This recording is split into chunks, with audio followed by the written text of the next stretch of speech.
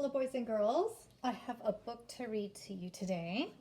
So we've been learning a little bit about Dr. Martin Luther King, and his birthday is this month.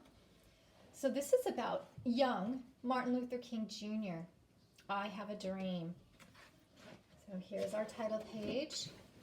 Young Martin Luther King Jr., I have a dream. I want you to be thinking about his dream, okay, as I read you the story. So it says, Martin Luther King Jr. was a great American. He led black people in their struggle to win the same rights that white people have.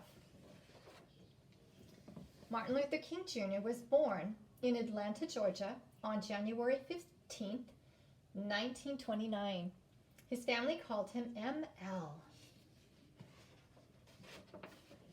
The King family spent a lot of time in church. Reverend King was the pastor of Ebenezer Baptist Church. ML loved to visit and listen to his father preach. So there's his father, and there's ML listening to him in church. ML loved sports too. He and his friends played football, baseball, and basketball. ML was one of the best players. One day, when ML was 6 years old, his friend's mother told him he could not play with her sons anymore. "We're white and you're colored," she said. Not very nice, is it? ML went home crying.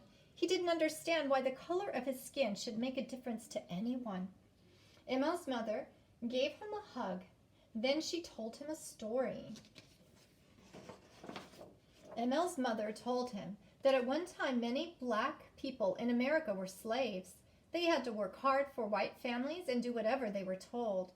Now there were no more slaves, but some white people were still treated blacks unfairly.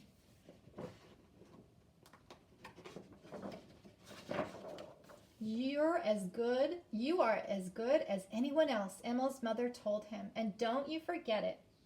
As Martin grew older, he learned there were many bad laws that treated blacks unfairly.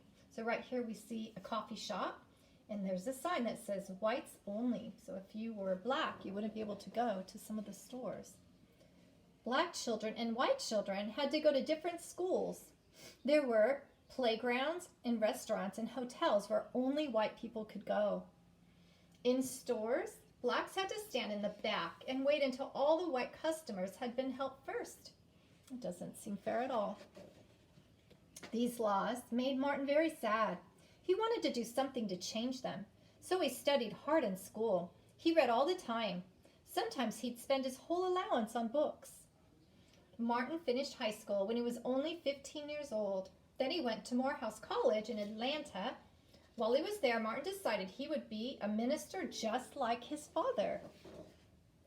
Later, Martin went to school in Boston. There he met a pretty girl named Coretta Scott. They fell in love. Soon she became Mrs. King.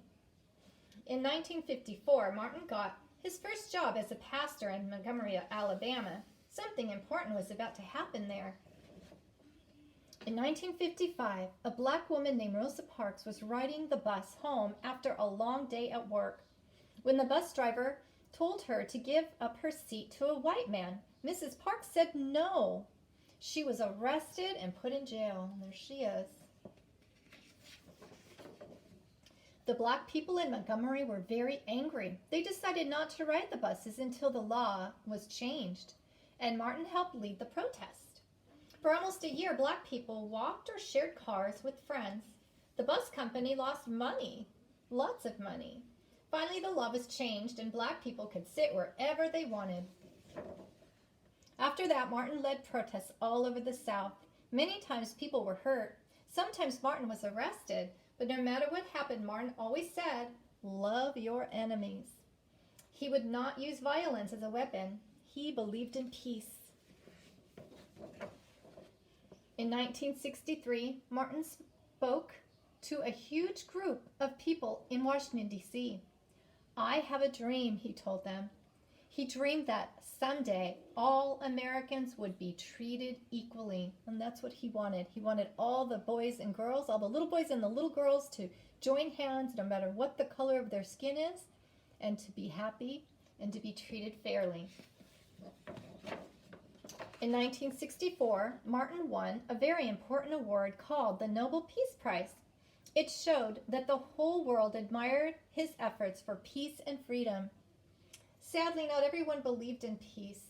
On April 4th, 1968, a man killed Martin Luther outside his motel room in Memphis, Tennessee. Martin Luther King Jr. had helped to change many unfair laws, and he showed all Americans how important it is to love and respect each other. So that was his dream, for all people, all children, to be able to love one another. So what you're going to be doing today, it's going to be really fun. You're going to find a template attached, and you're going to be drawing what Martin Luther King's dream was. So his dream was to have everyone be friendly to each other and be treated equally. So you're going to draw a picture of that. You can draw a picture of kids getting along, and you're going to be doing it right on the template attached.